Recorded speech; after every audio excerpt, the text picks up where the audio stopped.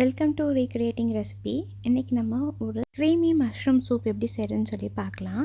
இந்த ரெசிபியை 10 மாத குழந்தையிலேருந்து பெரியவங்க வரையும் குடிக்கலாம். ரொம்ப டேஸ்ட்டாக இருக்கும். வாங்க இதை எப்படி செய்கிறதுன்னு சொல்லி பார்க்கலாம். அதுக்கு 1 டீஸ்பூன் பட்டர் ஆட் பண்ணிக்கலாம். அடுத்து 1 டீஸ்பூன் பூண்டு, ஒரு பெரிய பல் பூண்டு எடுத்து குட்டி குட்டியாக சாப் பண்ணோம்னா அது அரௌண்ட் 1 டீஸ்பூன் தான் வரும். ஸோ 1 டீஸ்பூன் ஆட் பண்ணிக்கலாம். அடுத்து ஹாஃப் பெரிய வெங்காயம் ஆட் பண்ணிக்கலாம். சின்ன சின்னதாக சாப் பண்ணிக்கோங்க.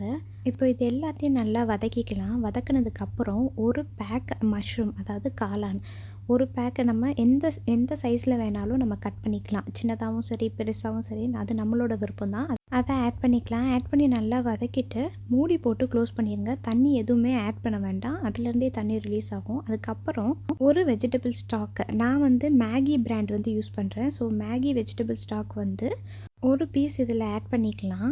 இந்த மேகி வெஜிடபிள் ஸ்டாக் இல்லை அப்படின்னா காய்கறி எல்லாத்தையும் வேக வச்ச தண்ணியுமே இதில் ஆட் பண்ணிக்கலாம். பட் அதை விட இது ஆட் பண்ணோம் அப்படின்னா நல்லா ஹோட்டலில் கொடுக்குற மாதிரியான டேஸ்ட் கிடைக்கும். 1/2 கப் ஸ்வீட் கார்ன் ஆட் பண்ணிக்கலாம். நான் ஃப்ரோசன் ஸ்வீட் கார்ன் யூஸ் பண்ணுறேன். இந்த இடத்துல நம்ம பச்சை பட்டாணியும் யூஸ் பண்ணிக்கலாம். அப்படி இல்லைன்னா கேரட், பீன்ஸ் என்ன காய்கறி வேணாலும் யூஸ் பண்ணிக்கலாம். அடுத்து 1/2 கப் தண்ணியும் ஆட் பண்ணிக்கலாம். 10 நிமிஷத்துக்கு அப்புறம் 1/4 கப் க்ரீம் ஆட் பண்ணிக்கலாம். க்ரீம் இல்லாதவங்க பால் இதில் ஆட் பண்ணிக்கலாம். இது எல்லாத்தையும் மிக்ஸ் பண்ணிவிட்டு ஒரு 10 நிமிஷத்தை கொதிக்க விட்டோம்னா க்ரீமி மஷ்ரூம் சூப் ரெடி ஆயிடும். இது உண்மையாகவே ரொம்ப டேஸ்ட்டாக இருக்கும். இது குழந்தைங்களும் விரும்பி சாப்பிடுவாங்க. 10 மந்த் பேபிக்கு இது கொடுங்க. ரொம்ப ஹெல்த்தியான ரெசிபியும் கூட. ட்ரை பண்ணி பார்த்துட்டு கமெண்ட்டில் இது எப்படி வந்திருக்குன்னு சொல்லுங்கள். தேங்க்ஸ் ஃபார் வாட்சிங்.